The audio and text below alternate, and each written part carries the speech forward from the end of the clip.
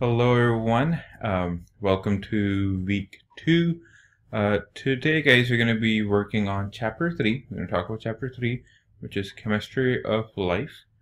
So it's quite a important topic and covers lots of different things because our focus here is going to be on chemistry. So this chapter is going to talk about matter, it's going to talk about an atom, it's going to talk about protons, neutrons, electrons. Then we're going to talk about molecules. Then we're going to talk about different types of bonds. Then our focus is going to go towards water. We're going to talk a lot about water. Water is a very important molecule in biology. So we're going to talk about that. Then we're going to talk about solutions. And then we'll get to pH. We'll talk about acid and base. We'll then talk about carbon, which is also a very interesting atom. Then we're going to move towards biomolecules, and then we'll talk about Miller and Urey's experiment. Okay, so let's get started, guys. Our first topic for today is going to be atoms. So I'm going to be giving you some notes. So let's begin talking about atoms. So let me just first write this down. Atom. So guys, what does an atom mean? Atom literally means indivisible. Okay. Now, what do you think? Where does that come from? So guys, earlier when we had no idea about what matter is made up of, we used to think that we can, if you take an object, let's say we take an apple, and we start cutting it, we can keep cutting it to infinite. So, which we now know is not true because you're going to get to atom, which is the smallest unit. But now we know even more. We know that even inside the atom we have protons, neutrons, and electrons, and even inside them we have even smaller particles like quarks. So, but at that time when people did not have idea about atoms, when they figured out that atom must be the smallest thing which cannot be divided anymore, that's where the word atom come from. Okay, so if you know, A means not, like atypical means something which is not typical, so A prefix means not, or amoral means not moral, so A again means not. What does tom mean? So the base word here is tom. Tom means to cut. Okay, like in anatomy. What does anatomy mean? Anatomy means so there's an in anatomy, and then there's Tommy, right? So an means inside, and tom again means to cut.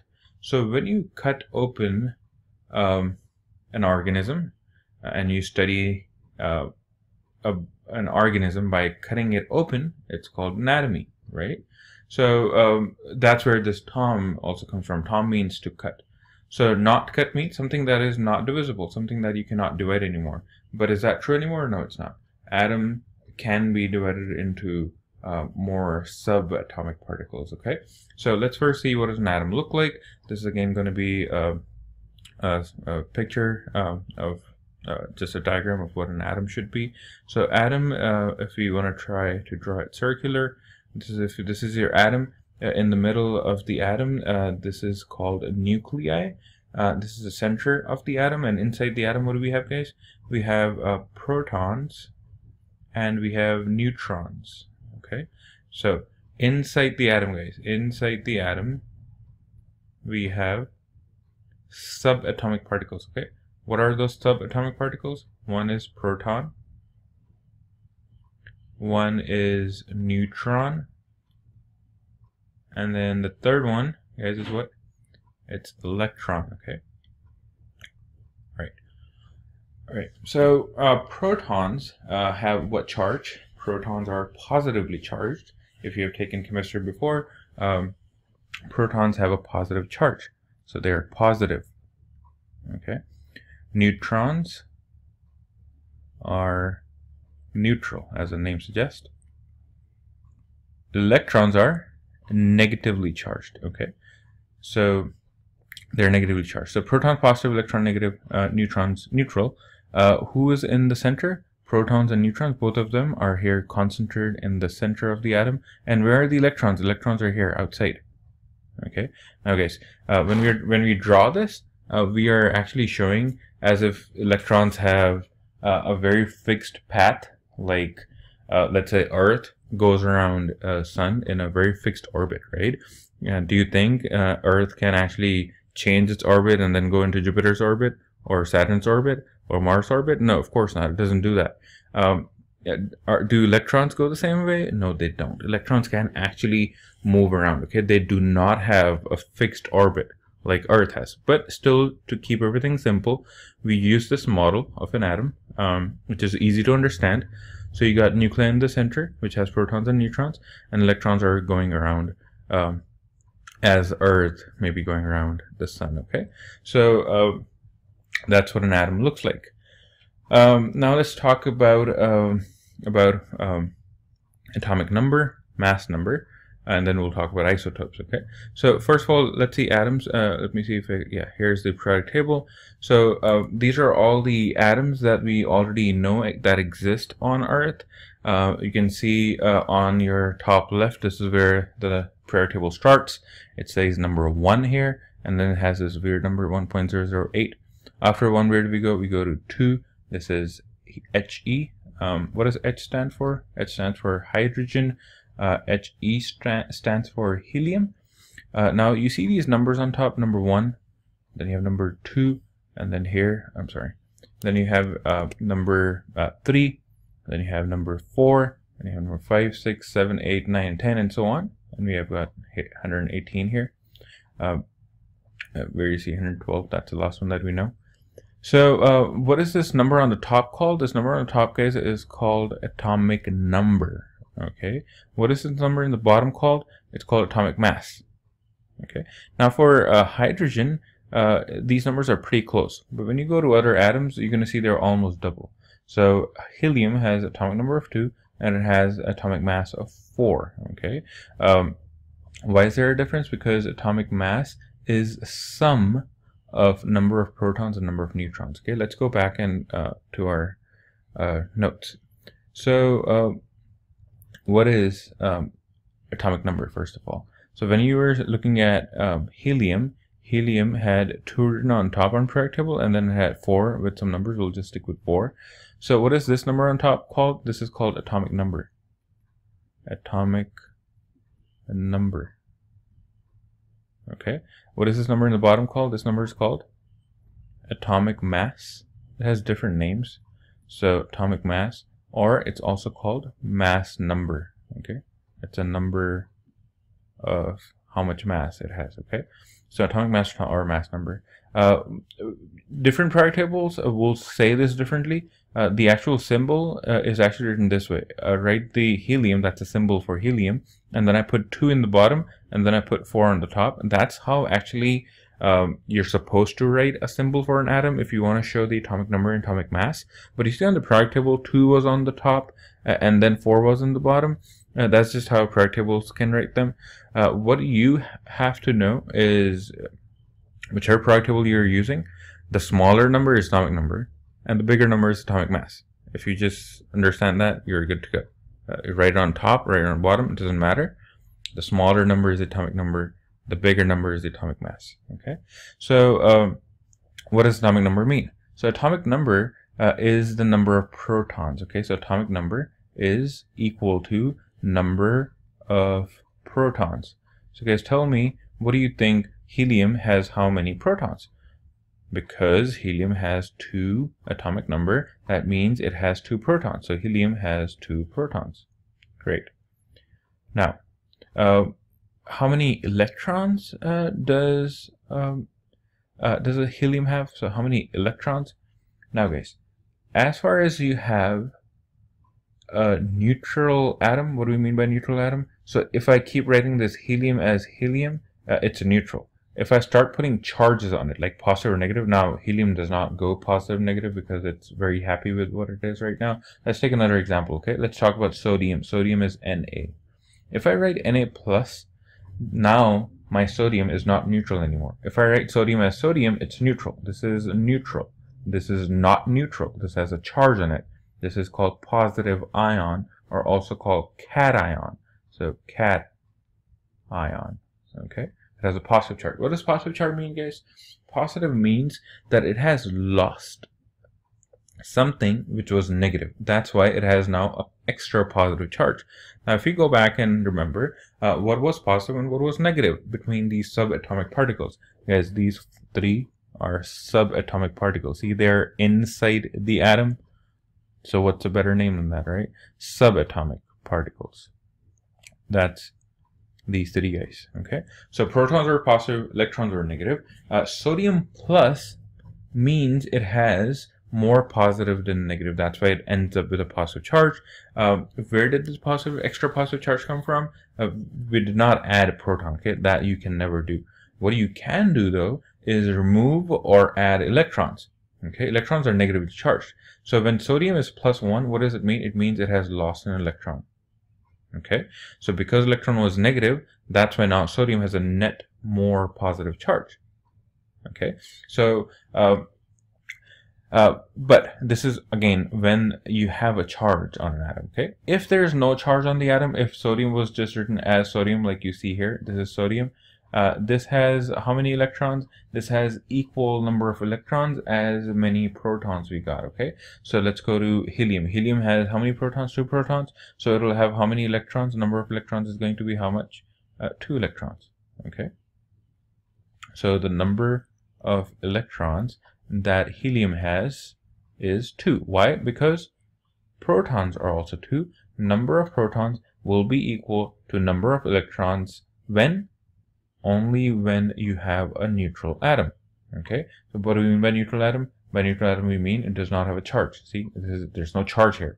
Does this guy have a charge? This sodium? Yes, this sodium has a +1 charge. So this guy actually will have a lesser electron. It has lost 1 electron. That's why it's net positive. Okay, so let's see. Let's check that as well. Okay, so sodium has atomic number of 11. So if you will see, you have to write 11 here. Let's go back to periodic table and see. Let's see what's the mass number. Okay, mass number has nothing to do with electrons, but I'm just writing it down right now. So sodium, you see it's 11, and then it's almost 23. Okay, so sodium is 11 and it's 23.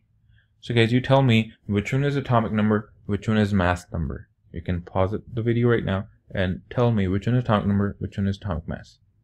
Okay, now the answer is the atomic number is going to be the number which is smaller. So 11 is atomic number, and mass number or atomic mass is the bigger number, 23. Okay, so what does this 11 mean, guys? This is our atomic number. Atomic number. Why do we care about this? Because this gives me the number of protons. So number of protons that I have for sodium is 11. So guys, tell me how many electrons does it have? It has 11 electrons. Why? Because this sodium that we're talking about does not have any charge. If sodium does not have any charge, or any atom does not have any charge, its number of protons are going to be equal to number of electrons. That's it. Okay. But if you have sodium +1, if you have sodium +1, what does that mean, guys? It has how many protons? Number of protons, tell me. Is it going to be 10? Did it lost a proton? No. Is it going to be 12? Did it gain a proton? No. It's always, guys, going to be 11. Number of protons in an atom is never going to change. Okay, if you change the number of protons in an atom, you have actually changed that atom. Okay, so let's say somehow I manage to remove 1 proton from sodium, which again is not going to happen. I'm just theoretically saying it. If I happen to remove one proton from sodium, its number of protons is going to go down to 10, right? And who is 10 on periodic table? 10 is neon, Ne. Okay, so why I'm telling you this is never think about changing number of protons for an atom. Okay, always think about changing number of electrons. Okay, so number of protons in sodium is always going to be 11 as far as it stays sodium. If you change it to neon, yes, then it has 10 protons, but then it's not sodium anymore. So if you're talking about sodium, number of protons, always 11. The number of atomic number tells you number of protons. Now, this special sodium who has a positive 1 charge on it, what happened to its electrons? Did it gain or lose electron, guys? Again, pause the video and tell me, was the electron lost or gained? Okay, the answer is the electron was lost. Okay, you see, if you lose negativity in your life, you're going to become a more positive person, right? Same thing happened to sodium. Sodium lost a negative electron. You see, electron is negative.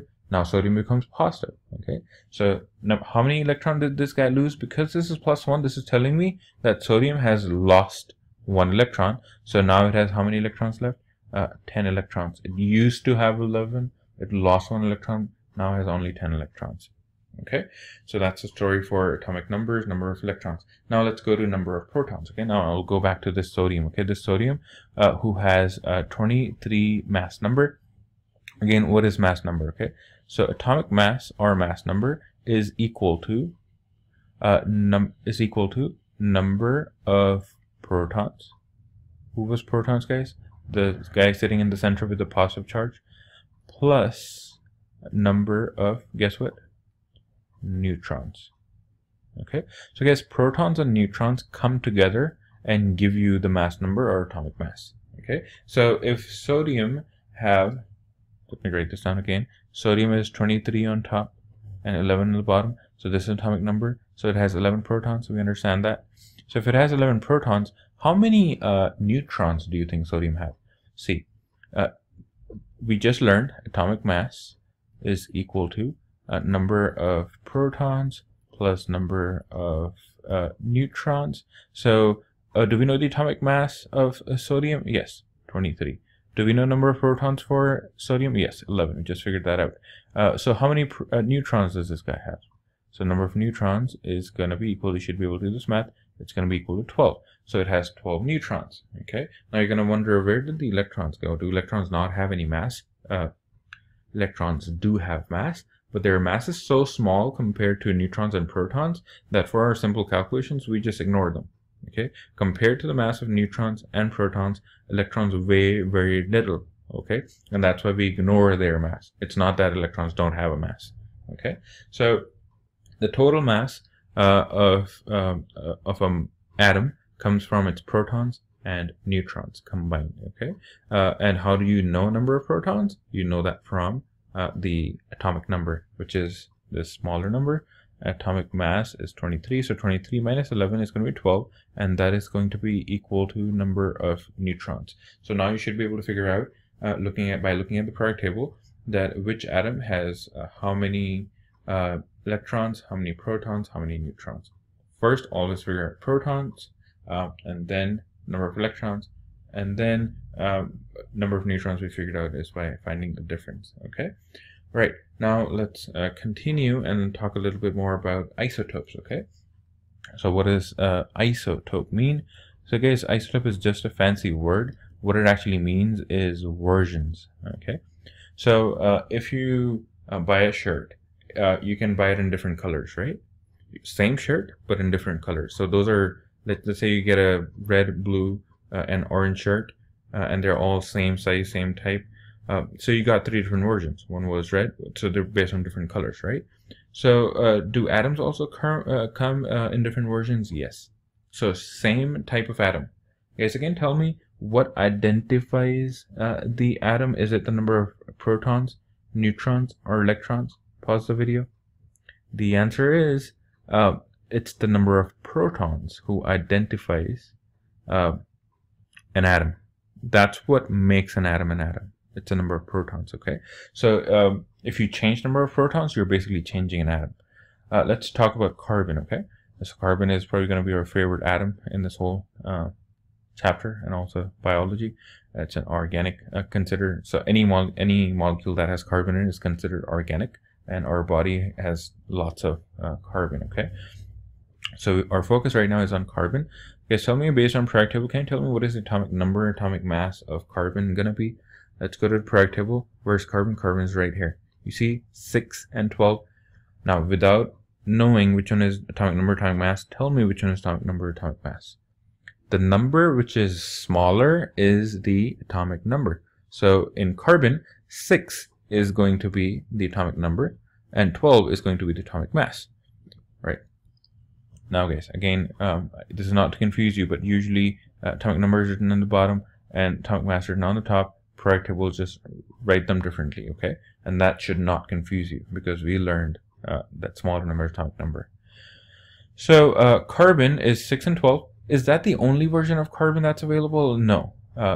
There's more carbon, which of course will have 6 protons, right? See, if it's a carbon, it has to have 6 protons. If it has something different, then it's not carbon.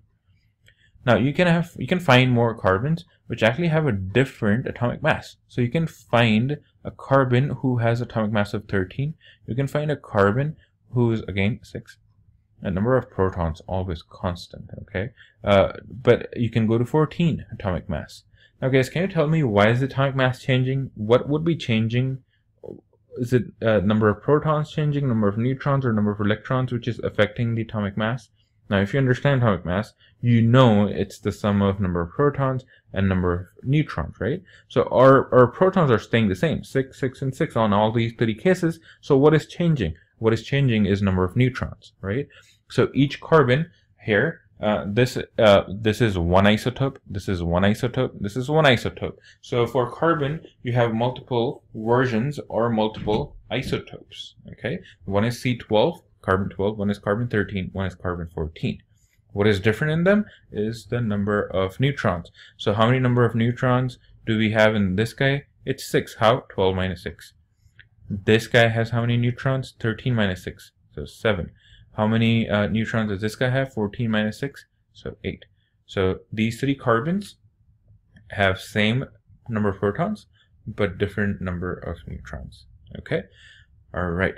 So what's our next topic? So guys, next we're going to talk about matter. So guys, matter is, we are going to talk about how you can classify matter based on its purity, okay? You can have pure matter or you can have mixture, okay? We are not going to talk about mixture right now. We're going to talk about that later. But your matter can be pure or a mixture. When it's pure, there are 2 types, okay? I'll first just talk about them and then go back and explain them, okay? So pure is 2 types. Pure can be, it can be element, or it can be a compound. Okay, element has 2 more classifications. It can be atomic and it can be molecular. Okay. What about compound? Compound also comes in 2 forms. Guess what the first one is? Molecular. It's not a typo. See, molecular, molecular. You can have a molecular element or you can have a molecular compound, okay? We'll see the difference later. Or it can be ionic. Compound can be molecular or ionic. One more thing, guys. Molecular is also called covalent, okay? So if you're calling a compound molecular, you can also call it covalent. They mean the same thing. So pure and mixture, what does that mean, guys? So let's say you have water and you have a glass which contains, so you have a container that only has water in it. By water, I mean not the water that you're drinking. By water, I mean distilled, deionized, no ions, pure H2O. So each and every molecule inside that container is H2O, nothing else, okay? Mixture is the water that we drink. So that water has H2O, but it also has sodium chloride. It also has potassium chloride. It also has different multiple, like calcium chloride maybe, or calcium phosphate, okay, potassium phosphate. So different types of molecules are sitting in that water, okay? So you're not just drinking H2O, but you're drinking ions with it. So that's a mixture. When it comes to pure, coming back to pure, our focus is going to be on pure, okay? So pure is element and compound. Element and compound, what's the difference? Element is when you have only one type of atom, which makes up your molecule or an atom, that's an element. And what is compound? Compound is when you combine 2 different atoms, okay? That's how I remember element and compound. Element is made up of only one kind, one type of an atom. compound, the way I remember compound is that it's made by combination. Okay, it's made by combination of different types of atoms. So your elements can be atomic and molecular. When we see the example, it's going to make much more sense. Okay, so atomic element is carbon. I take just carbon. So carbon, like coal, has only carbon in it, or graphite or diamond only has carbon. It's only made up of carbon. So it's going to be an example of atomic element. What is molecular element? Guys, molecular element is stuff like H2, all right, N2, okay, S8, so it does not have to be just 2, that's why I'm giving that example. Or it could be P4, so P is phosphorus, P4, S is sulfur, H is hydrogen, N is nitrogen. Okay, so what you're seeing here is, you see carbon was by itself. So what I'm saying is that I have a container which is filled with carbon. Okay, those carbons could be sitting right next to each other. Okay, now but they're not bonded to each other, they're sitting right next to each other. Now molecular element, on the other hand, you take two hydrogens, so you have a hydrogen sitting right next to hydrogen and holding hands, so they are actually bonded with each other. Okay, so H2, N2, O2. So here's the oxygen that we breathe in. What do you think? Is that oxygen just O, or is it O2? It's O2. Okay, so the oxygen that we're breathing in is O2. We write like that. Okay, and what does that mean? It means one oxygen holding hands with another oxygen. So they're actually bonded to each other. Okay, so so whenever you have two same atoms, so O connected to O or H connected to H, it's molecular. See, it's molecular. Why? Because it's not one atom by itself.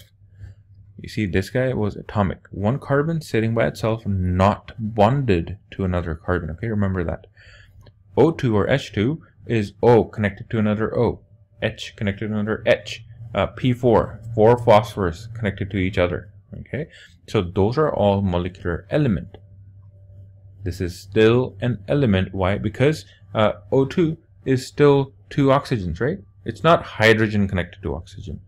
Okay, what will that be called if that happened? It will be called molecular compound. See, compound made by combination.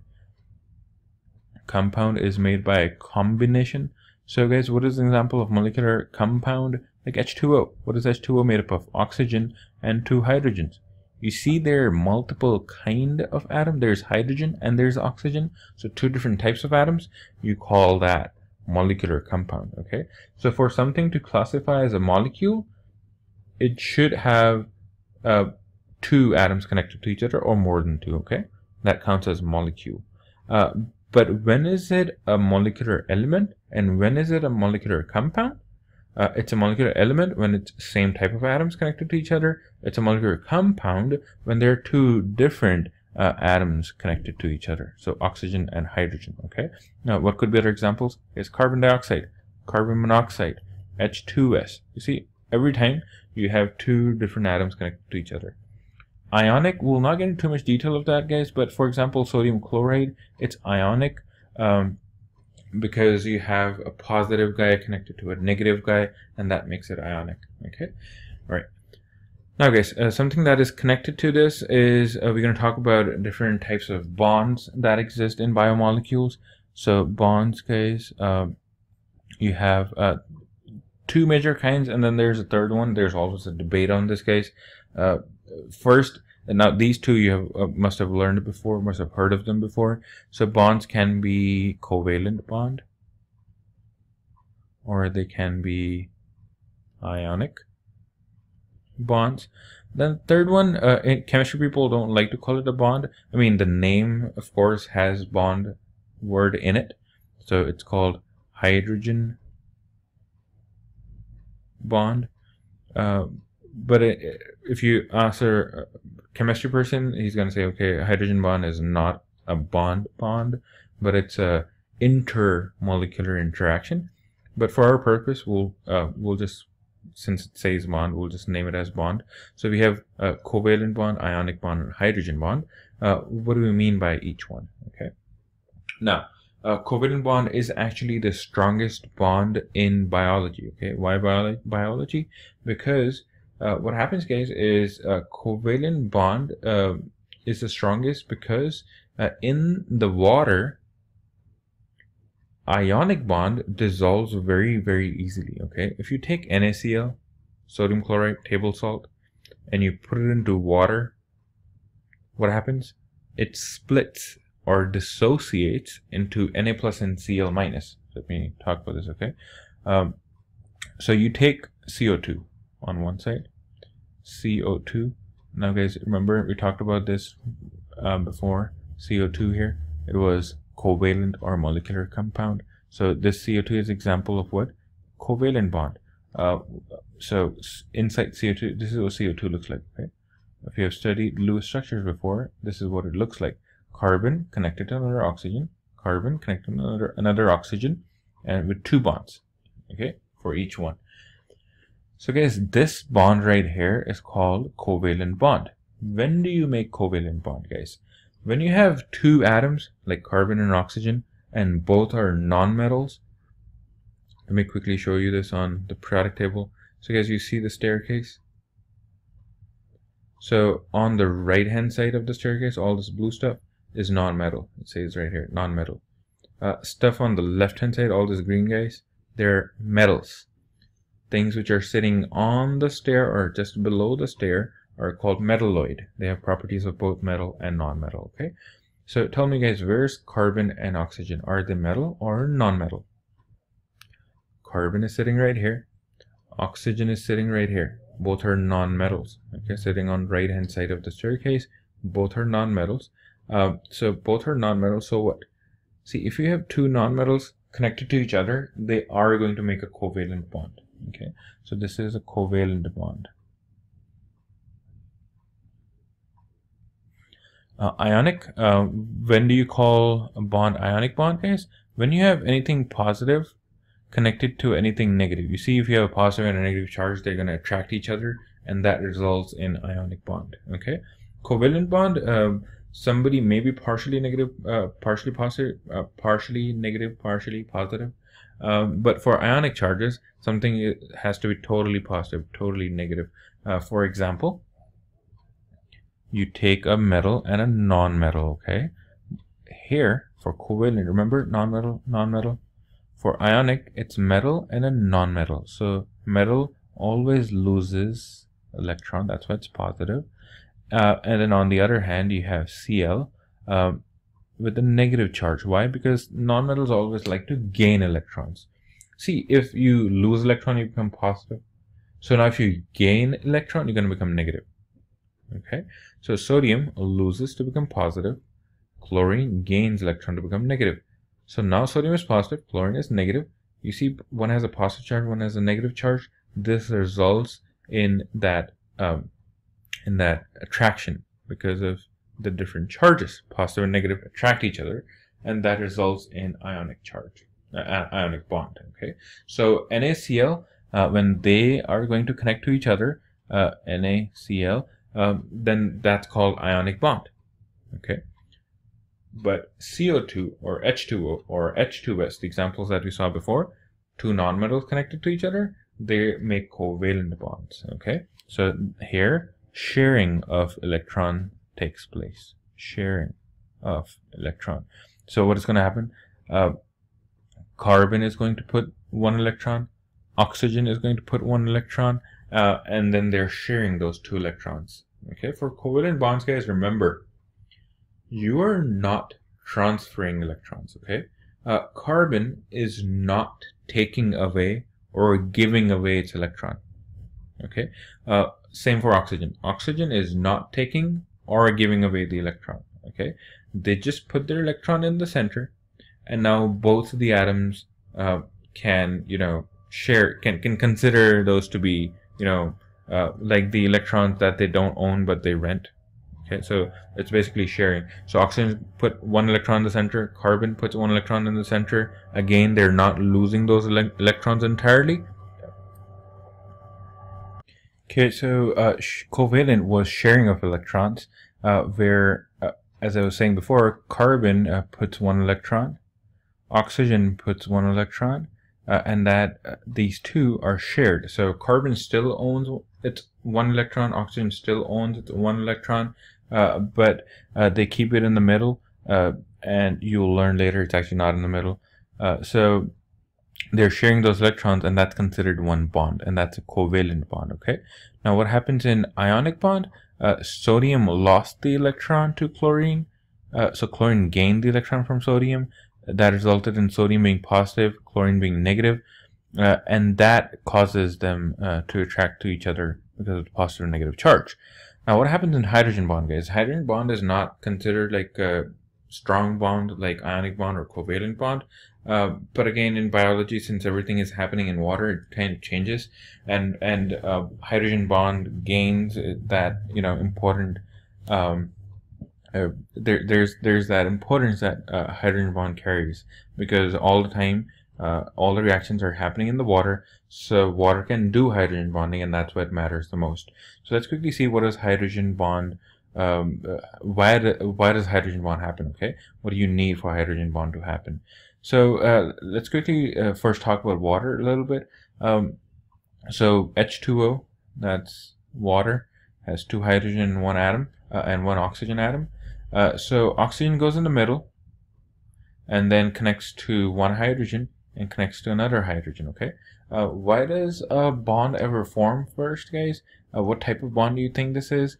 Since both of these are non-metals, guys, hydrogen is a non-metal, even though it's on the left hand side of the periodic table. That's an exception. Hydrogen is still non-metal. Two non-metals connected to each other will always end up being a covalent bond. So there's sharing of electrons that's taking place here. Okay, now there are more electrons sitting on oxygen. We are not showing that right now. So between hydrogen and oxygen, if you look at that on the periodic table, guys, hydrogen is sitting right here, oxygen right here. Things that are sitting on the right hand side of the periodic table tend to be more electronegative. What does that word electronegative mean?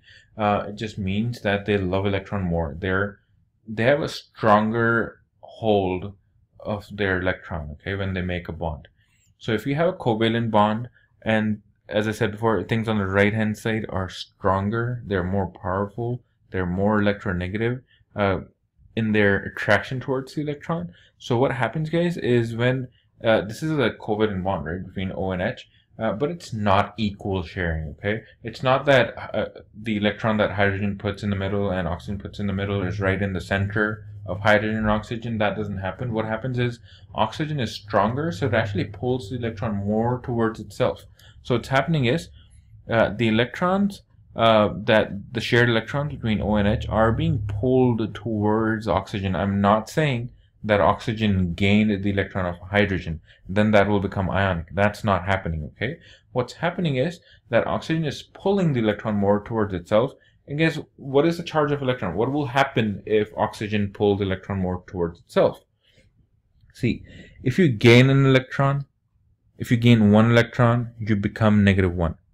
But if you just pull the electron towards yourself, you don't gain that electron, and that's why you're not gaining a complete -1 charge, but instead you gain a partial negative charge, okay? Partial negative. And hydrogen, on the other hand, becomes partially positive, okay? There are symbols for D in Greek. So that's partial negative on oxygen and partial positive on hydrogen, meaning that they're not complete positive negative charges, but they're somewhat positive negative. Okay, so what happens? Same thing happened with this hydrogen as well, right? Oxygen is doing the same thing with this guy. Oxygen pulling the electron more towards itself, making this hydrogen also partially positive. Now guys, this creates a dipole. Okay, now again, I said before, this is not an equal sharing of electron. That's why you got these negative positive charges, partial negative, partial positive charges. Now, inside a container which has water, do you think there's only one water molecule? Of course not. There are tons of them, right? So there's another water molecule sitting here. Oxygen with hydrogen and with hydrogen. What's happening here, guys? Same thing is happening here. This hydrogen is partially positive. This oxygen partially negative. Partial positive hydrogen, right? So you see partial positive, partial negative. There's some connection here. Just like ionic. Now ionic was different, right? Total positive, total negative. but this one is still partial positive, partial negative. So there will be some interaction or some attraction between this O and this H. Okay, and this is called hydrogen bond. So for hydrogen bond, what do you need? You need a hydrogen, of course. The second thing you need is a very powerful, very electronegative atom. Okay, like oxygen in this case. Okay, so this is what a hydrogen bond looks like. It's not a very strong bond, but it makes a difference. It makes a huge difference, and that's why we talk about water so much, because again, all reactions are happening in the water, and that's why we need to understand hydrogen bonding. So again, now this does not stop here, right? Now there's more water. So now there's attraction here. Okay, now there's more water here. So again, there's more interaction here between H and O, right? Now you see this oxygen and hydrogen, there's more interaction here. So guys, you see it makes this web-like structure where there's this intermolecular interaction. Why do we call this intermolecular, guys? What is inter-school competition? It's a competition between two schools, right? So what does molecular would mean? Intermolecular interaction. So it's between two different molecules. You see, this is one H2O. This is another H2O. This is another H2O. This is another H2O. So between the molecules, we have this hydrogen bonding, and that's why it's called intermolecular interaction. And that's why chemistry people don't like to call it a bond, but it still has that name bond. And in biology, it plays an important role, okay? So water can do this amazing hydrogen bonding, and it actually affects the property of water, okay? It changes with temperature, how much hydrogen bond water is going to make, and that affects the property of water. Okay, so we'll talk a little more about water, on what does water look like, what is the structure of water look like, how are the electrons set up in water. Okay, so if you've learned Lewis structure, this should be fairly simple for you guys, but let's still talk about this. Okay, so water, H2O, has one oxygen and two hydrogens. Oxygen, if we try to see oxygen has total how many electrons? How do we know how many electrons? It has 8 electrons. How? Oxygen here, 8. And what group is it? Okay, let's see the group number. You see, this is group number 1, 2. You see, it's 3, 4, 5, 6. We're going to ignore this number. Okay, we are sticking with this number 1A, 2A, 3A, 4A. So tell me here, it's number 1, number 2. Then you see number 3, 4, 5, 6, 7, and 8. So on that basis, we are seeing 8 different groups. Okay. Now you tell me, where is oxygen? Oxygen is group number 6. Okay, 6A. So group number 6 means it has 6 valence electrons. What does valence mean? So oxygen actually has 8 electrons. Total 8 electrons. Okay. So oxygen has 8 electrons. But do we care about all those 8 electrons? No, we don't. The ones that we care about are the valence electrons, or the valence means the outer electrons. So if you have an atom, it has protons and neutrons in the center, so I'll call this Pn, protons and neutrons. This is your nuclei. And then you have different floors or different shells, okay? So this is floor number 1, this is floor number 2. Different atoms will have different numbers of shells, okay? Shells or floors, if you want to think about that in that way, okay? If you're thinking of a building, it has different floors, okay? So floor number 1 is this one, and then floor number 2 is this one. This is the inner one, this is the outer one. The outer one is called valence, okay? The electrons that are sitting in this valence ones are the one who actually affect the bonding of an atom, okay? Oxygen has total 8 electrons. 2 are sitting inside and 6 are sitting outside. How do we know 6 are sitting outside? Again, you see group number 6? That tells me that there are 6 electrons sitting outside. So if we want to draw electrons, we can say, okay, inside there's 1 electron, there's 1 electron. Again, we never know the exact location of electrons in an atom, but this is just to give you guys an idea, okay? So there are 6 electrons on the outer one. So there's 1, then there's 2, and then there's 3, then there's 4, then there's 5, and then there's 6, right? So now we have 6 electrons sitting on the outer shell. What about hydrogen? What's going on with hydrogen? Yes, hydrogen has how many electrons? Can you tell me? See, hydrogen only has 1 electron. So no inner, no outer, it just has 1 electron. So if you think about hydrogen, you got protons and neutrons in the center, and then there's 1 electron sitting outside. Call it inner or outer, there's just 1. So hydrogen has 1 electron. Now there's another hydrogen who has 1 electron, right? Water has 2 hydrogen, so there's 1 more hydrogen with protons and neutrons in the center, and then the electron sitting outside. So this hydrogen, this oxygen come together to make water. So first of all, why does any atom, not just these guys, okay, why does any atom want to make a bond? They want to make a bond because all the atoms, they want to pretend as if they have 8 outer electrons. How many? 8. So this is also called as octet rule. So let's talk about oxygen. Not all the atoms, okay? The first 5 atoms don't care. So first 5 atoms mean what? Hydrogen, helium, lithium, beryllium, and boron. These first 5 guys don't care about octet rule. Octet rule is the rule of 8. Octet rule. Okay? It's a rule of 8. So all the atoms want to pretend as if they have 8 electrons. Even if they don't, they want to pretend. So you tell me oxygen has how many? Valence electrons. It has 6 valence electrons. It wants to pretend that it has 8. It wants to show other people that it has 8 electrons, but actually it only has 6. So what is it going to do? This oxygen is going to ask for help. 2 different atoms. So if it asks for help with hydrogen, it can make water. Now, you see, if it want to go and ask hydrogen to ask for electrons, you see, 1 hydrogen can only give 1 electron to oxygen, right? So oxygen better ask 2 hydrogens. So it first goes to this hydrogen, then it goes to this hydrogen and asks for 1 electron. Is it gaining that electron? Is it taking it away from that hydrogen? No, it's not. It's a covalent bond, so it's a sharing of electron. So oxygen with its outer electron, how many outer electrons? So it has 1, 2, 3, 4. Let me draw 1/5 one here and then the 6th one here, just for drawing the hydrogens more easily. So now what's going to happen, guys? This is your oxygen, right? So oxygen is now asking another hydrogen. So what does hydrogen do? Hydrogen comes in here. Okay, sorry for my bad handwriting and drawing.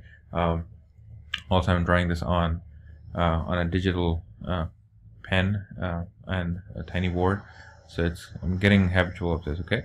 So then there's another hydrogen atom who comes in with 1 electron, right? This hydrogen also came with 1 electron, okay?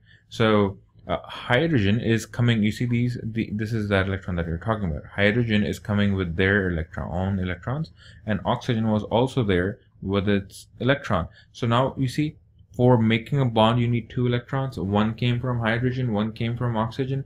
Same here. 1 came from hydrogen, 1 came from oxygen. Now you have a bond. So now oxygen has how many total shared electrons, okay? Not just the electrons that oxygen actually owns. Remember, oxygen only owns 6 electrons, but it wants to show other people that it has 8. So it borrows, not borrows, I don't know if that's the right word. So it's just sharing, it's asking hydrogen to put its 1 electron in the center so that oxygen can also feel that electron and tell other people that that electron is also mine, but actually it's not oxygen's, okay? Same it does with the other hydrogen. So what happens is, this oxygen, now tell me guys, this has how many total shared electrons? 1, 2, 3, 4. I know this is hydrogens, but I'm saying how many total shared electrons, so we can actually count hydrogen's electron towards oxygen. So this was number 4, 5, 6, 7, and 8. Now you see, oxygen has 8 shared electrons. Now oxygen is happy. What about hydrogen? Does hydrogen need 8 electrons? No, that's too much. Okay, hydrogen only has 1 electron, and it will be happy if we give it 1 more. Okay, so if hydrogen can show people that it has 2 electrons, it's happy with that. So do it rule. Okay, rule of 2. So remember, first 5 atoms don't care about octet rule. They don't need 8 electrons. Hydrogen actually just needs 2 electrons. Okay, so hydrogen puts 1 electron of its own, and 1 is coming from oxygen. It still belongs to oxygen, but 1 it's put right here. So these 2 electrons are now, they look like they're hydrogen's electrons, and that makes hydrogen happy. So both oxygen and hydrogen are happy, and guys, that's the reason why any 2 atoms will come together to make a bond. Okay, so that's what your water molecule looks like. Again, remember guys, the importance of valence electrons. It's the valence electrons that decide how many bonds your atom is gonna make. Okay, that's not the only thing, but when you can learn more chemistry, you'll probably learn that, okay, in your chemistry course. After this, what I would like to talk about, guys, is the physical state of water. So water can be in a solid state, liquid state, and gaseous state. So if you talk about the physical state, so the physical state of water, or of anything basically, but water is a little different, so I'm specifically talking about water right now. So you got solid, you got liquid, you got gaseous, so gas. Okay, so your water can exist in all these 3 different states. What is the water in solid form called? We call it ice. This is just the liquid water that we can drink. And gas is what? This is the water vapors, right? Like clouds. Or if you boil something, you see the vapors on top. That's the gaseous state of water. So liquid water, solid, and gas. So solid is below 0 degrees Celsius. Liquid water is from 0 degrees Celsius to 100 degrees Celsius. So gaseous water vapor is above 100 degrees Celsius. Okay, so above 100 degrees Celsius. And so what's the difference between them? Usually, guys, we know that solids are actually more tightly packed, but water is a little different here, and that's because of the hydrogen bonding. Okay, so different states of water can do different amount of hydrogen bonding. So guys, first you tell me, how do you change the state of water? Okay, how do you change it from liquid to solid to gas? The answer is simple. You do it by adding heat. So you can heat solid ice and make it liquid water. You can heat liquid water more and boil it to change into gaseous water vapor. So who has more hydrogen bonding? Who has less hydrogen bonding? Let's talk about that. Okay. In general, guys, this is not for water. In general, if you have a solid, it should be more tightly packed than its liquid form or its gaseous form, but water is different. Water's in the solid form, when you have ice, it's actually less dense packed. How do you know that? Can you do an experiment and prove this, that solid ice, so solid water, is actually less dense than liquid water? Very easily. You can take ice and put it in water. Since ice is going to be lighter, less denser, it's going to float on top. See, if the solid water was heavier, then it will sink to the bottom of the liquid water, which it does not. Okay, ice floats on the top. That tells us that ice or solid water is actually less dense than liquid water, which tells us that there's less tight packing. So it's loosely packed when it comes to solid. It's still a rigid structure. That's why it's a solid, right? It's not does not take the shape of the container. It's not a liquid, but it's less densely packed. Okay, so it does hydrogen bonding, but it's a very rigid hydrogen bonding. That's why it's not able to do as many hydrogen bonding as liquid water can do. So it's more restricted molecule. Okay, it does form a crystal lattice, but it's a rigid hydrogen bonding. Whereas when you come to liquid water, so let's say, guys, if you had water at 0 degrees Celsius and it was liquid, compared to you had water at 0 degrees Celsius, which was solid ice, both are 0 degrees Celsius, and yes, this can happen. You can have water at 0 degrees Celsius being liquid. You can have water at 0 degrees Celsius being solid ice. Which one will have more hydrogen bonding? Liquid water will have more hydrogen bonding because it will have more flexibility. Okay. Now, when it comes to gas, water vapor, it's going to have much less hydrogen bonding. Why? Because you're increasing temperature, guys. You take water at 0 degrees Celsius, you take water at 90 degrees Celsius, who's going to have more hydrogen bonding? Water at 0 degrees Celsius, because it's lower temperature. As you increase the temperature, you break hydrogen bonds, okay? Because remember, hydrogen bonds were very easy to break. That's what we learned. They were the less stronger bonds compared to covalent ionic bond. See, you boil water. Do you think water breaks into separate oxygen and hydrogens? So water stays as H2O in all these different conditions, right? You do not break this covalent bond in any of the case. You change it to gaseous water. Water is still water. It doesn't change. It does not break this bond. You don't break this bond. This is covalent, strong bond. So what are you changing when you go from solid to gas? When you go from liquid, especially to gas, what you're doing is you are breaking the hydrogen bonds which were between different water molecules. That's what you are breaking, okay? And when you're breaking that, now you have less intermolecular interaction at higher temperatures, and that's how you actually go from liquid to a gaseous state, okay? Gases will have very limited hydrogen bonding or no hydrogen bonding, okay? So the process of going from solid to liquid to the gas. Guys, tell me, is this reversible? Can you take water vapor back to liquid water and liquid back to the solid ice? Yes, you can. So you can go both ways. You can go from left to the right, you can go from right to the left. Tell me, what is this process called? What is solid to liquid? When you take your ice and change it to liquid water, you call this what? You call this melting. Okay. What is the opposite called? You take liquid water and you change it into solid ice. You call that freezing. Okay. What is liquid water to gaseous water? What is this process called?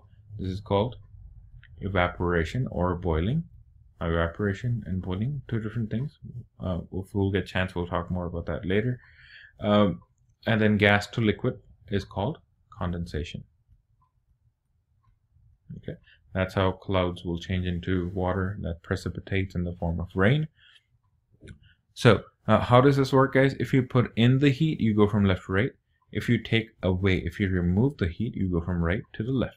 Okay, if you remove heat from water vapor, it's going to change into liquid water. You take more heat away from liquid water by putting it into freezer, it's going to freeze into solid ice. Okay, all right. So now, guys, the next thing that we want to talk about is solutions. Solutions, guys, what do we mean by a solution? A solution means that it's made up of two or more than two different types of molecules or compounds. So your solution is made up of two different things. I'm not classifying them into two. I'm saying you add these two things together and that gives you a solution. So you take a solute and you take a solvent. You add them together to make a solution. Okay. So for example, guys, you take salty water. What is salty water? You take NaCl and you put it into water, H2O. You make what? You make salt water.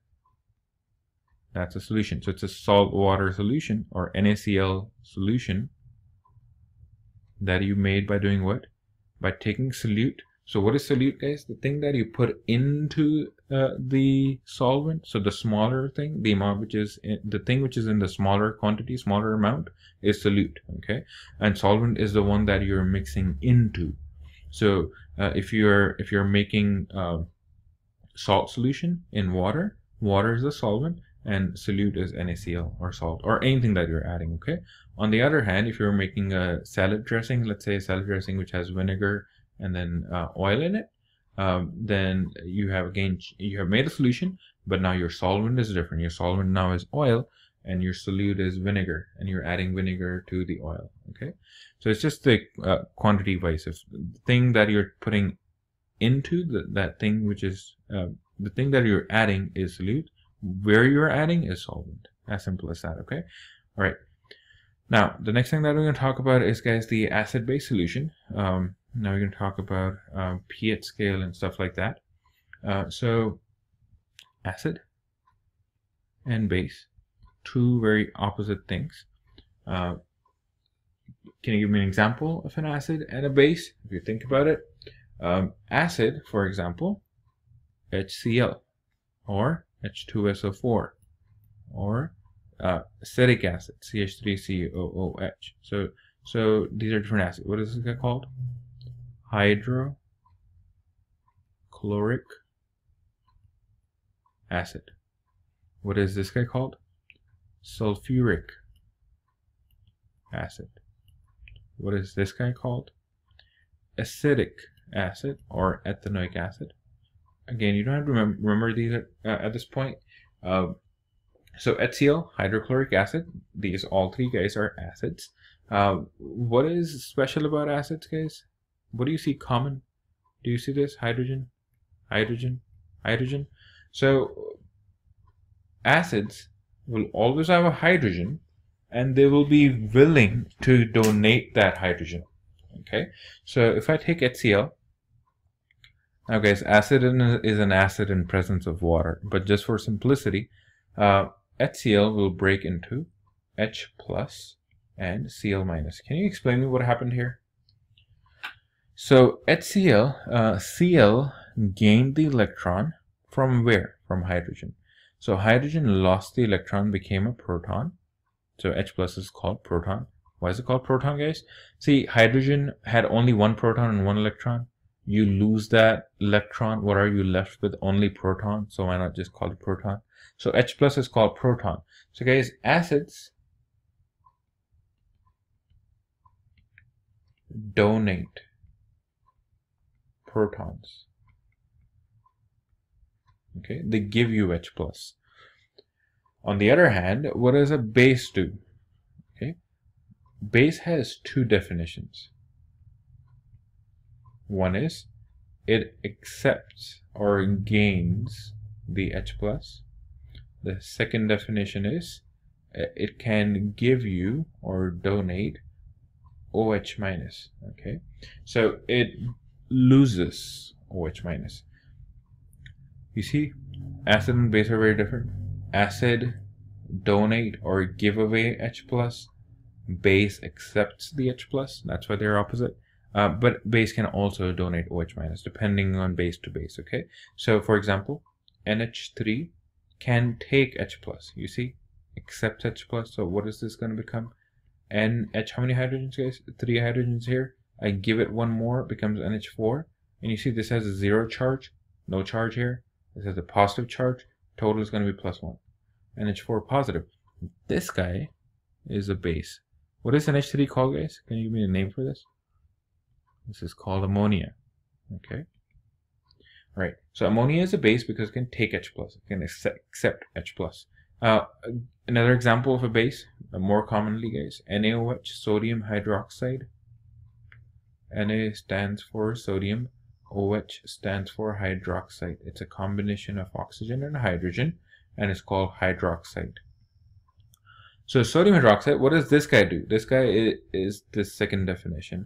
This can give you OH minus, okay? It can donate that OH minus. So what is going to end up looking like, guys? It's going to look like this, Na plus and OH minus, okay? I'm not expecting you to memorize these equations, but you should just understand that acids will donate H plus. Bases can do two things depending on what base we're talking about. NH3 accepts proton, NaOH gives you OH minus, okay? Now, acid, it can hurt you. Base, it can hurt you. Both both are skin irritants, and they can burn you. Both of them. You combine acid and base, it gives you something that you can actually drink. Okay, I'm not, of course, recommending you to do that. But acid, such a poisonous thing. Base, such a poisonous thing. You combine them, gives you water, guys. Okay, so acid and base give you water, which means they make the solution turn neutral, because water is neutral, right? So what do we mean by this neutral? So now we're going to talk about the pH scale, okay? So pH, small p, capital H, pH scale. pH scale, guys, is like a scale that, just like thermometer, you have a scale. Thermometer, if it's 0 degrees Celsius, very cold, 100 degrees Celsius, boiling, right? So same way, we wanted to get a scale that we can put a finger on and tell that, okay, is the solution very acidic or is this solution very basic? Okay, just like temperature, we want to tell if it's very cold or very hot. For pH scale, we should be able to tell if something is very acidic or less acidic, or if it's very basic or less basic, okay, or if it's neutral. So the pH scale starts from 1 and goes till 14. Can it go less than 1 and more than 14? Yes, it can, but we're not going to go there, okay? And in the middle is 7. So when we say pH is 1 to 7, so between 1 and 7, this is considered the acid region, okay? This is acidic pH. When you go above 7 and between 14, this is called basic pH. Okay, so if I have a solution which is right in the middle, let's say this is 1, 2, 3, 4, 5, 6, and 7, and then you have 8, 9, 10, 11, 12, and 13. So guys, if I have if I have a solution which has a pH of 5, that means that the solution is acidic. If the solution has a pH of 1, that means it's very, very acidic. Better stay away from it, okay? If you have a solution which is pH 7, what does that mean, guys? It's neutral. It's right in the middle. It's not acidic. It's not basic. That's generally where most of the foods are. That's usually where, that's close to 7, 7.4, 7.3. That's where our body or our blood pH is. Then if you go more than that, if you go, let's say if I say pH is 11, that means it's very basic. If I say pH is 14, that's very, very basic. Stay away from it, right? So some foods can be acidic or basic. Foods like all the citrus fruit, that's low pH, so it's considered acidic. Tomatoes considered acidic, right? Some vegetables, on the other hand, can be basic as well. Okay, milk also, it's a little basic, close to pH 8. Okay, so this is your pH scale. What does it actually mean? Okay, where do these numbers come from? They do come from a logical number. Okay, so first of all, what does it mean by acidic or basic? Okay, so if I give you an example, I give you 3 solutions. Okay, this solution is acidic, this solution here is basic, and this solution here is neutral. What makes acidic solution acidic, guys, is the H+ concentration. Remember, guys, what was acid? Acid is the one who gives you H+. So guys, if I add, so acidic solution will be something that contains HCl or H2SO4, stuff like that, right? So if I put HCl in water, what is it gonna do, guys? It's gonna give you H+. So if I have too much H+, I'm not saying there's no OH minus, there is, but there's surplus of H+. Okay, so if there's too much H+, guys, what is it gonna do? That's gonna make your solution acidic. Okay, now this H+ actually in water combines with water, changes to H3O+. Again, I'm not going there. Okay, so for right now, more H+ means the solution is acidic. What about basic, guys? Remember, example, NaOH. This is the guy who gives you OH minus. So if you put NaOH into water, it gives you lots of OH minus. Okay, so too much of OH minus is what is making the solution basic. Now, guys, what do you think is a neutral solution? Yes, if you're thinking it has equal number of protons and OH minus, you're right. Okay, so there are equal number of H+ and OH minus. And guess what, guys? What happens with this H+ and OH minus? If you have H+ and you have OH minus, what does it become? It becomes H2O, water. Okay, that's why this is just water. Okay, so water is neutral. So you have equal number of H+ and OH minus. That's what makes the solution neutral, and that has a pH of 7. This is acidic. Based on how much H+ you got, you will be sitting somewhere between 1 and 7. Okay, if you have too much H+, you will be sitting here on the left hand side. If you have a little less H+, you will keep moving to the right. Now you have equal number of H plus OH minus, you sit here, neutral. Now you start adding more OH minus, OH minus, OH minus, OH minus, you keep becoming more and more basic. Okay, so what does this mean on an actual scale of concentration? Okay, now guys, usually concentration is calculated in molarity. Okay, you might have learned that in your chemistry class if you have taken chemistry before. Molarity is used as a unit for concentration. Okay.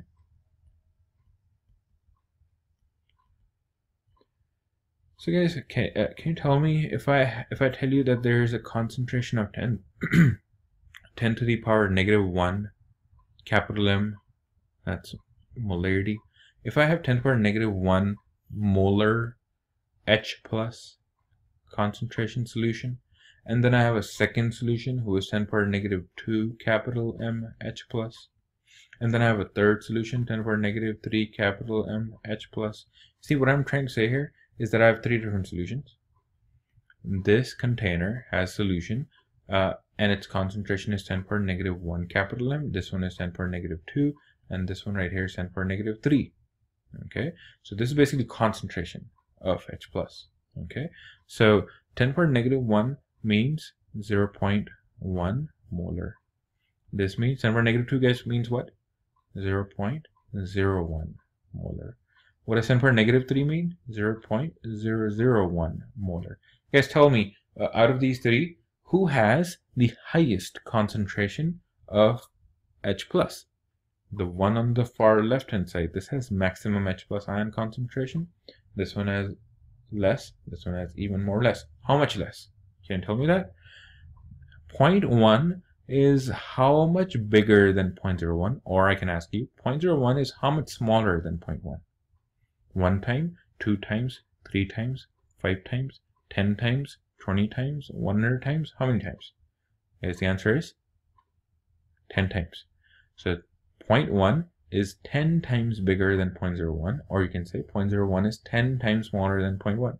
Okay, so guys, 0.1 to 0.01, this has 10 times more H plus concentration compared to this one right here. Okay, this one is 10 times more, so 10x. Okay, all right. What does this mean in the terms of pH? Okay, let me go back to that pH scale. So guys, when you talk about this pH scale, this is basically the negative log of that number. I'm not going to go into too much math, but this means 10 to the power -1 molar H plus concentration.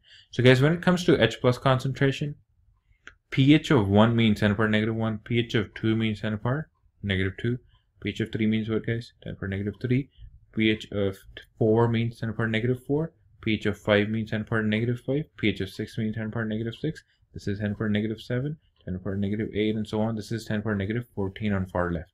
So guys, tell me, where's more H plus concentration? 10 to the power -1, that's the highest H plus concentration that you have on this pH scale from 1 to 14. Okay, so now if I ask you guys, your 10 to the power -2 is how many times less concentrated than 10 to the power -1? It's 10 times less concentrated. Okay, so yes, you just go from 1 to 2. It looks like a small difference in pH. I mean, in acidity, it looks like 1 should not be that much more acidic than pH 2, but actually, guys, pH 2 and 1 is 10 times more acidic. Why? Because it has 10 times more H plus concentration.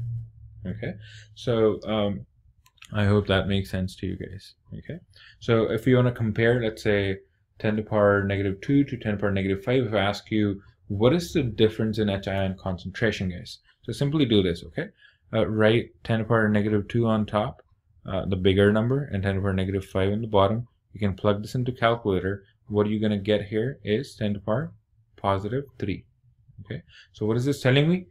10 to the power 3 means what, guys? 10 to the power 3 means 1000. It tells me that a pH 2, which is 10 to the power -2, right? A pH of 2 means 10 to the power -2. A pH of 5 means 10 to the power -5. If I want to compare these two guys, then this tells me that pH 2 is 1000 times more concentrated than pH 5. Okay, so you should be able to do this concentration, this calculation for your quiz and for your exam. Okay, so a difference of 1 in pH means 10 times more H plus concentration. Okay, all right. So the next thing, guys, that we're going to talk about is carbon, another interesting atom.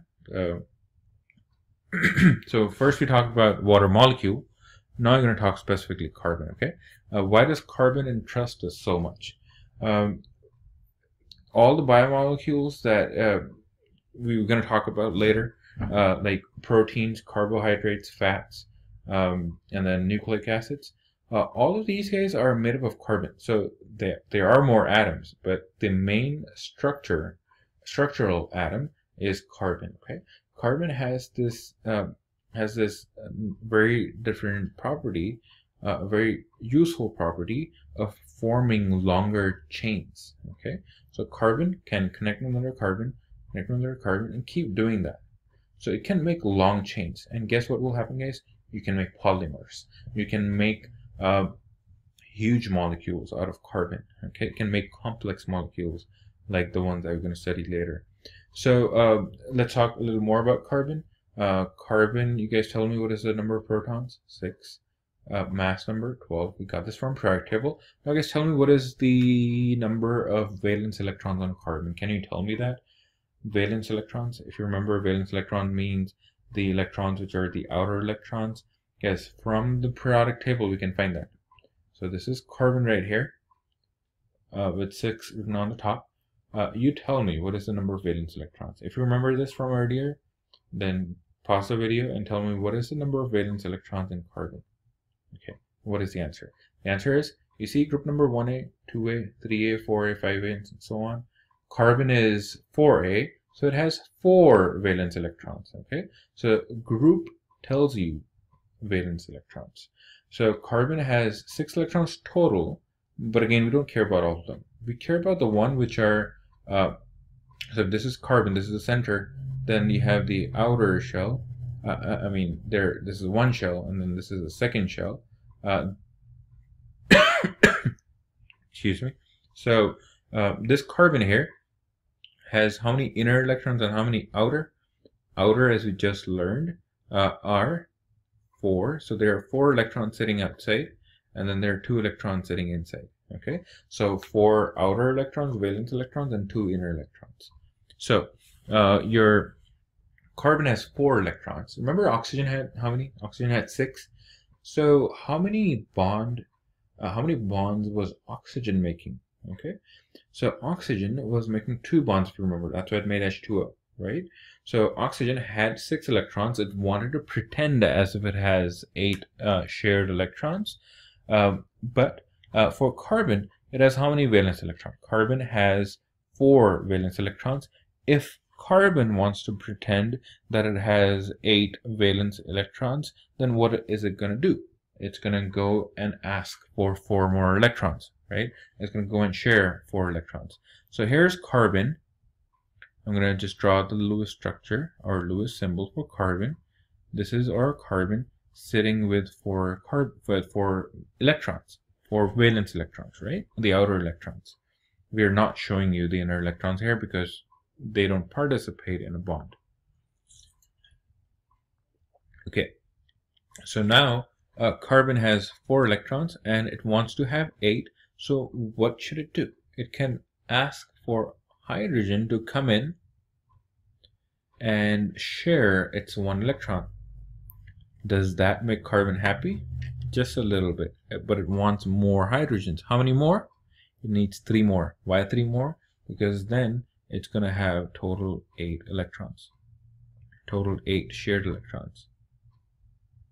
Okay, as you can see that each of these, this bond and this bond, will join their hands together and make a bond. This also makes a bond. This also makes a bond. This also makes a bond. So carbon right now is making how many bonds, guys? Carbon is making 4 bonds. 1 bond with 1 hydrogen. Okay. Now if we want to count that this carbon has how many shared electrons, guys? This is 1 electron. This is 2 electron, 3 electron, 4 electron, 5 electron, 6 electron, 7 electron, 8 electron. You see now this carbon has 8 electrons, and that's what is making that's what making. Okay, so this carbon has now 8 valence, 8 shared total electrons, and that makes carbon happy. So it does the CH4. Now, is that the only option carbon got? No, carbon can make bonds with other atoms. So if let's say carbon wants to pair with oxygen this time. So carbon has these 4 valence electrons already. Again, it didn't matter, guys. Earlier I showed you 4 electrons here. Now I'm showing them here because I know how I'm going to draw carbon dioxide. That's why I'm drawing them this way. Oxygen comes in. Oxygen also brings 2 electrons. Okay, this oxygen on the other hand also brings 2 electrons. So now you see you make 2 bonds here and you make 2 bonds here. This carbon now has how many shared electrons, guys? Tell me. How many total shared electrons? 1, 2, 3, 4, 5, 6, 7, 8. That makes our carbon again happy with the octet rule. Okay, so carbon does this, loves to do that. Carbon likes to make how many bonds? 4 bonds.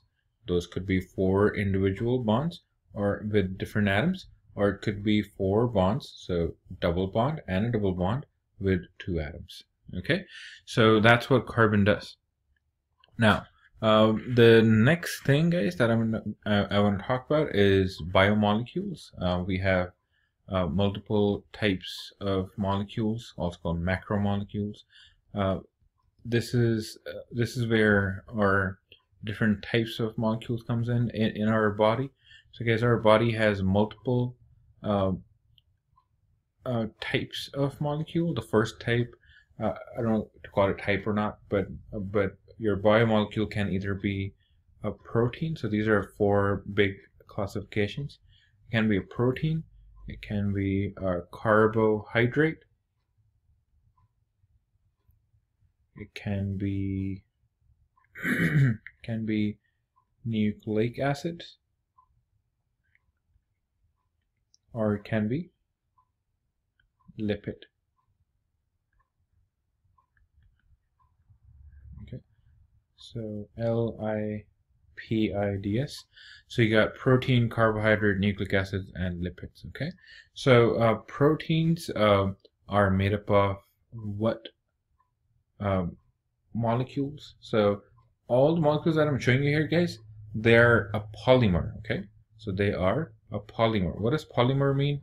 That tiny pieces came together to make a big, huge molecule. Okay, those tiny molecules, these ones, are called monomers, and they can attach with other molecules to make complex molecules like this. Okay, so there can be branching as well, as in case of carbohydrates. Okay, so small tiny pieces come together to make huge molecules. Okay, that's the idea of polymer. So protein, the building block unit, so the building block unit for protein is amino acids. Okay, so the tiny molecule here will be called amino acid in the case of protein. So lots of amino acids will come together to join and make a protein. Now, you see amino acid combines together to give you a long peptide chain, which in result is called a protein. Okay, that protein could have different functions. Now, among all these different biomolecules, guys, actually protein is my favorite molecule because that's the most fascinating one. It can do crazy things inside our body. Okay, and so if you imagine that there's an industry and then there are people working around there and machines working, so the actual doing thing is done by people or by machines. That's what the protein does in our body. So inside your cell, you have all these different biomolecules that we are seeing, all these 4 different kinds. They're all important. I'm not saying they're not important, but protein is the one who actually moves and does the stuff. It literally can hold on to things and move them, just like we have our hands and we can move them and hold things. Proteins in their own way have their own hands. Again, they're not, this all comes with a disclaimer, of course. I'm just trying to make analogies. But so they have hand-like structures, you can say that, which can move, which can hold on to things, okay? So they can either do something, or they can stay and be part of, let's say, a membrane. So they can even be structural proteins, or they could be enzymes, which are actually making chemical reactions happen, okay? Make them go faster. So proteins, that's what they're made up of, amino acids, and can do fun stuff. Now, carbohydrates, they are made up of monomers, and that monomer usually is a glucose, okay? Now, that's not the only one. Glucose, you have glucose, you have different fructose, you have different monomers that can come together to make more complex, either disaccharides or polysaccharides, and that's what carbohydrates are, okay? So like glucose, then if you go more bigger, then you got lactose, then you got galactose, okay, you got sucrose, then you got even bigger sugars, the huge ones, like you got starch, you got glycogen, that's what humans or animals store, starch is what plants store, and then you got, of course, your cellulose or pectin, all these molecules. Now they can give you even the structure, that's what keeps plants very strong, solid, the way they look. And then you got nucleic acids. Nucleic acids are, guys, RNA or DNA. Are these important? Hell yes, they are very, very important. That's the genetic, that's what they are, the one who contain the genetic information. So nucleic acids are the one who are responsible for making proteins, where proteins are the one who actually do the work, okay? But nucleic acid have that information that directs our cells to make protein, okay? Different DNA is gonna synthesize different protein, okay? So different DNA genes or DNA, you can think of that as chromosome. Again, we're gonna talk about all that stuff later. But DNA is the one who is going to tell the cell, okay, make this protein. This is the sequence that you're going to follow. So the DNA sequence is going to tell you what protein is going to be made, okay? I'm going to keep it there for right now. And then lipids, of course, there are different kinds. For lipids, you have fat, you have fat, steroids, and the major one is triglycerides. Okay. So triglycerides, if you ever got your blood tested for your lipid profile, that's what they do. They figure out your triglycerides, or they tell you LDL, VLDL, HDL, and all that cool stuff. So triglycerides, what do they look like? So you see, the actual full name is triacylglycerides. So what happens here, guys? Glycerol, I'm not going to show you the actual structure, but it has 3 carbons, okay? Now there are H and OH, which I'm not showing you here, just to keep it simple. And then there are long chains of carbon. So each point is a carbon, okay? Each connection point is a carbon. This end point is also a carbon. So each of the carbon of the glycerol, guys, this is glycerol, okay? 3 carbons. That's where glyceride is coming from. Each one has an acyl. What is acyl, guys? A long carbon chain is called acyl. So ACYL. Sorry about that. I'll just write that again, okay? Where's my eraser? Okay. So acyl. So this is one acyl, second acyl, and then third acyl.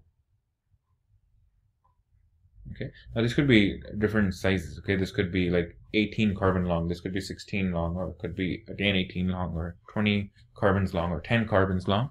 So you got how many acyls? Triacyl. So triacyl glycerol, that's triacylglyceride, that's triglycerides, okay? Those are the molecules which are tested very often to check if you're, I mean, keeping them lower is better for your heart health. Okay, more of that is not good. And then you also get your LDL, VLDL check and all that stuff. Okay, so going back to proteins, proteins are made up of amino acids. Amino acids are 20 different amino acids in our body, in our cell. So 20 different amino acids are responsible for giving 20 different amino acids are responsible for giving us different proteins. So let's say this is one type of amino acid. Let's say it stands with a letter M. I mean methionine, M. And then maybe you have glycine, and maybe you have valine, you have alanine. So they're just different names of amino acids. You're not responsible for knowing their structures or memorizing all the names. Just know that there are 20 amino acids. We'll get into more detail later in later chapters. So different amino acids can come together in a different sequence. Okay. Here you see you have M, G, V, A, and maybe then this is again A, right? Now the other one will be M, C, T, A. Or it could be a different sequence, any different sequence. Okay, so this can give us multiple different proteins. Okay, we don't even know how many total proteins we got in our body. We know that there are 20,000 genes in our body, so there are minimum 20,000 proteins, but probably even more. Okay, so and all of those molecules are at work all the time, different of them. So carbohydrate, we talked about them already. Nucleic acid, guys, RNA and DNA. Again, RNA DNA is like the polymer, okay? But what is it made up of? What is the building block of RNA or DNA? So let me quickly see if I can show you the structure of these different biomolecules. So,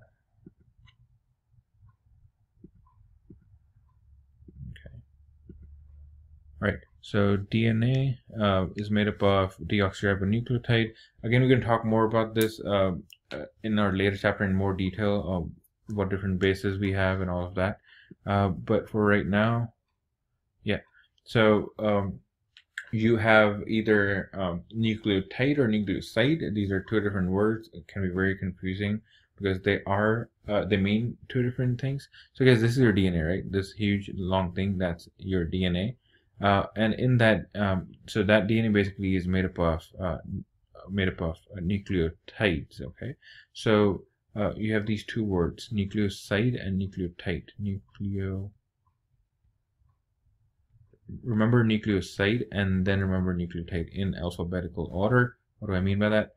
You see nucleoside has S, nucleotide has a T, S, T. S comes before T.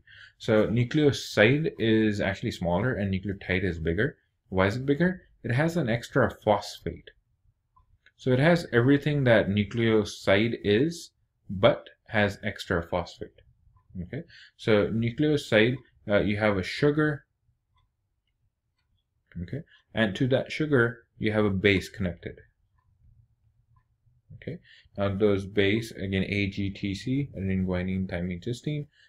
These are different bases that occur in our DNA or RNA.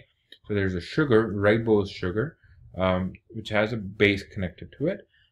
This one piece, this is the monomer, right? Like for proteins, we had amino acid. For carbohydrate, let's say glucose was our monomer. For DNA, RNA, this is nucleoside. This is the monomer. Okay. Now, this is nucleoside with an S. Nucleotide is extra. It has phosphate. It has an addition phosphate. So guys, to this sugar, if I add a phosphate, so I'm going to show that with a P, phosphate, then I call this nucleotide. So again, you can call this the final monomer, which is going to repeat. Okay, so one nucleotide is going to be connected to another nucleotide. Okay, so now there will be another nucleotide here. Okay, which will also have a sugar. We'll learn this later. It has an OH, and then here's a phosphate. These two will react with each other to make a bond, and then the sugar again has a phosphate, and then sugar also has a base. Okay. This base is the one who actually gives you that sequence, G, A, T, C, and so on. Okay, so you have a sugar, base, and phosphate. This whole thing is called nucleotide. Different nucleotides will connect with each other to give you your final DNA structure, a long nucleotide polymer. Okay, so I hope that makes sense to you guys. One more thing, okay, one last thing that I forgot to mention when we were talking about water, okay? When we're talking about water, guys, when you're talking about the polarity of the water, go back and see where we talked about it. So yeah, so water is, yeah, inside the water, guys, water was covalent. If you remember, it was made by sharing of electrons. So if you have H2O, this was your H2O. Remember, oxygen was partially negative, and this guy is partially positive. This, of course, this is partially positive as well. So guys, this creates a pole, okay, polarity. So see, if oxygen was connected with another oxygen, O connected to O, or H connected to H, there's no polarity. Both of them are equally strong. Okay, when it comes to O and H, they're not equally strong. That's why we got this negative and positive charge, partial negative, partial positive.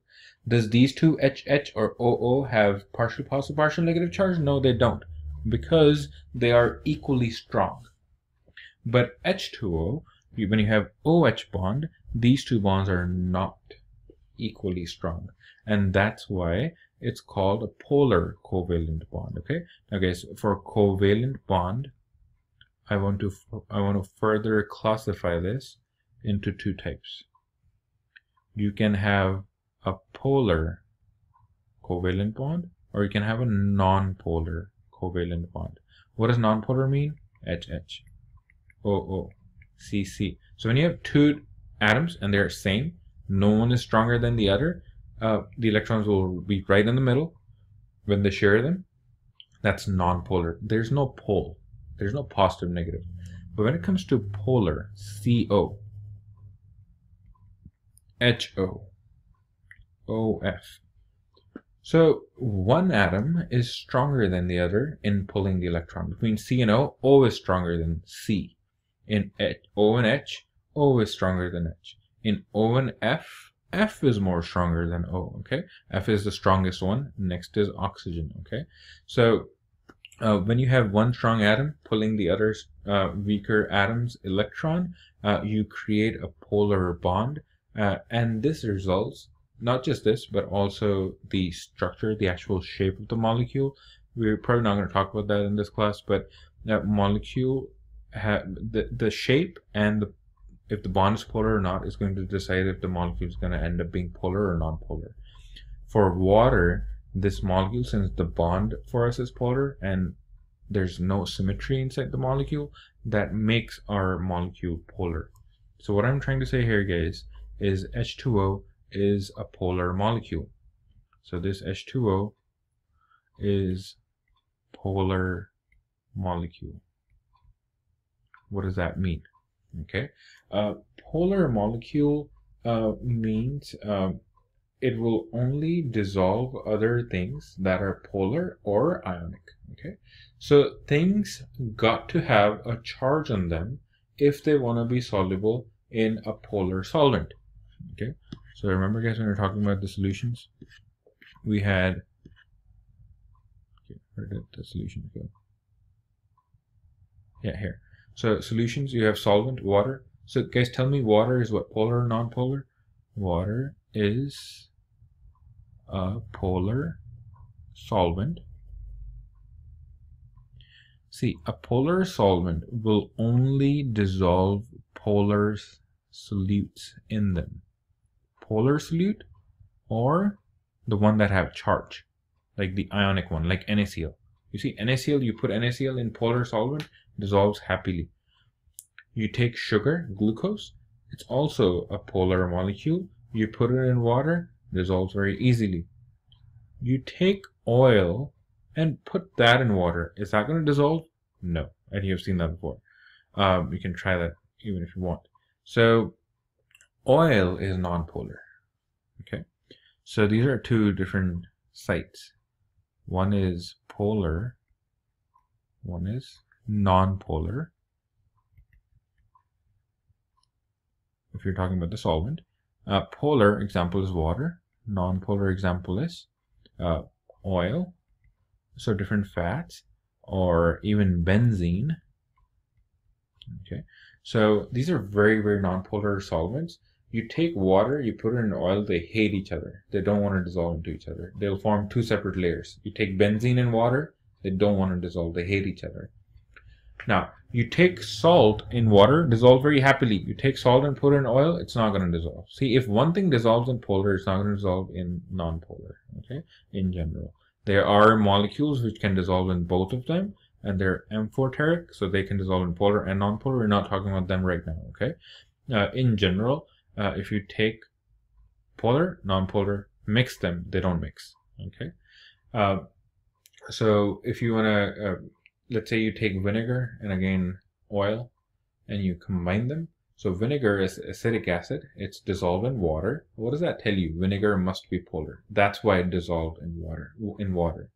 You take that, you combine them, you mix them in a container, and you let it sit. It will separate out. Okay, even for the time when you're shaking it, maybe it's going to look like as if it dissolved, but you leave it there on the countertop, water will settle down, and then oil will be floating on the top. Okay, of course that's going to depend on the density, who's going to be in the bottom, who's going to be on the top, but the idea is that they don't mix together, they don't disappear, they don't dissolve into each other. Okay, they form two separate layers, and that's what polar non-polar mean. Okay, all right.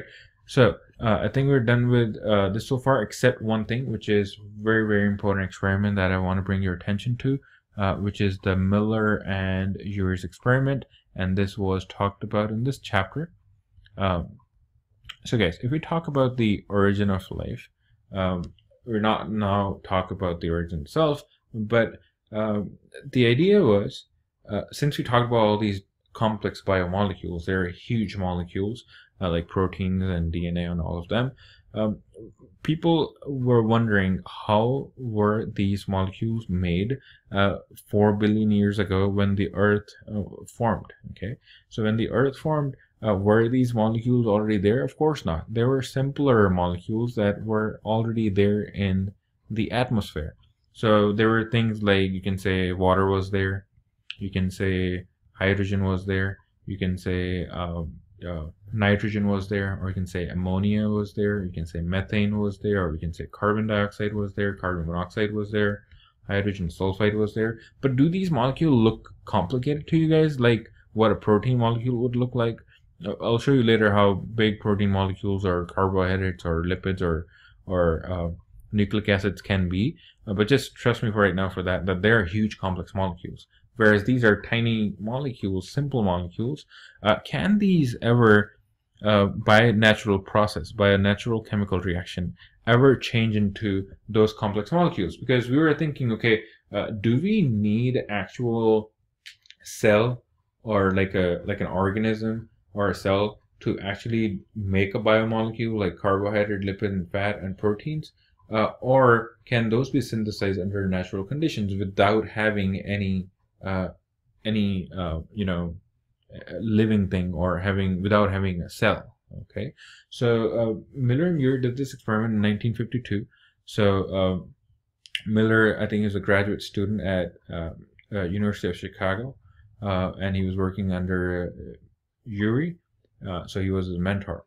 So Miller, being in a graduate school, this is incredible that he came up with this experiment. It was just a simple experiment, but it gave a very changed the our thinking of biochemistry. So even after that, we started talking about the prebiotic chemistry. So what did they do? So they set up an experiment where they wanted to test that if we can somehow replicate the conditions that were there when the Earth was made, or after that, if we can replicate those conditions, maybe we'll be able to create these organic molecules, these complex molecules. And yes, they did succeed in doing that. So how did they set this up? So let me see if I can find the figure of that on this on your slides here.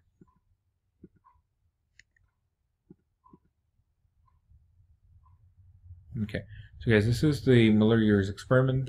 What they did, guys, is this is the setup. This is where the water is. Okay, So water is sitting here. This is H2O. Then you're heating that water because we were assuming that it was higher temperature at that time, and the sun energy, the sunlight, the heat was causing water to vaporize, so it's like forming clouds. So slowly the water was heated. It went through this tubing into this small container. So this is again a glass container. It has these two electrodes connected. Okay, so electrode 1 and electrode 2. And you see this is a spark. So with these two electrodes, they were passing electricity and making spark. So they were trying to again replicate or simulate what a thunder thunder would be, or lightning would be in a thunderstorm. Okay, so again trying to make conditions like they would have been in the young early Earth. Okay, so here they have added different molecules. They have added ammonia. They have added water. They have water is coming from here, of course. So here they have added the gases. Okay, so gases like carbon dioxide or ammonia. Some people say even just nitrogen should work. And then what else? Methane maybe to bring the hydrogen, or hydrogen could even come from water.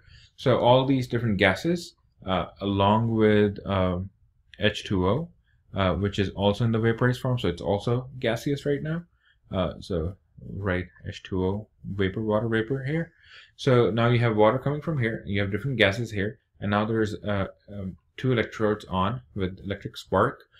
So this is giving a lot of energy to these molecules and giving them a chance to react. Okay, so when these molecules reacted, guys, a chemical reaction happened. Okay, chemical reaction happened, and the sample was collected here. This was famously known as the soup, the organic soup. So which had all the products that were made from this reaction, which they then later tested for presence of amino acids. So guys, we just learned about amino acids earlier, that amino acids are the building blocks of protein. So guys, when they actually took this sample, this soup, they tested it for presence of amino acids, and you can do this chemically. You can add ninhydrin to amino acids, and if there is amino acid present, it's going to give you a dark purple, not purple, dark blue color. And when they did the test, they actually got that positive result, and they were able to see, yes, amino acids were present in that solution. So they were able to actually replicate what Earth would have done in its early stages, and it tells us that all these molecules, so tons and tons of them, were made at that time.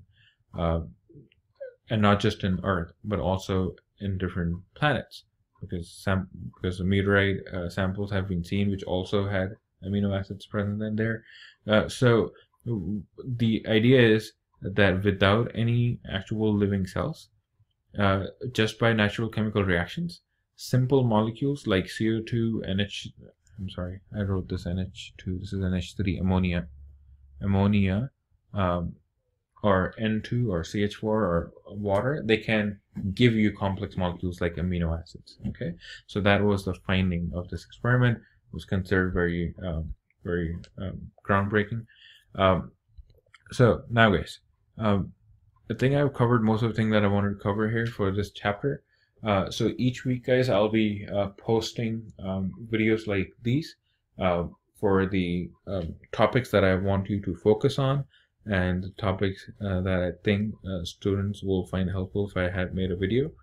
So this is going to supplement your textbook reading. So again, this is in addition to your textbook reading, okay, or you reading your PowerPoint slides. So this will help you understand the things that I wanted to focus on and understand things better. Okay, so guys, if you found this video helpful, do send me an email.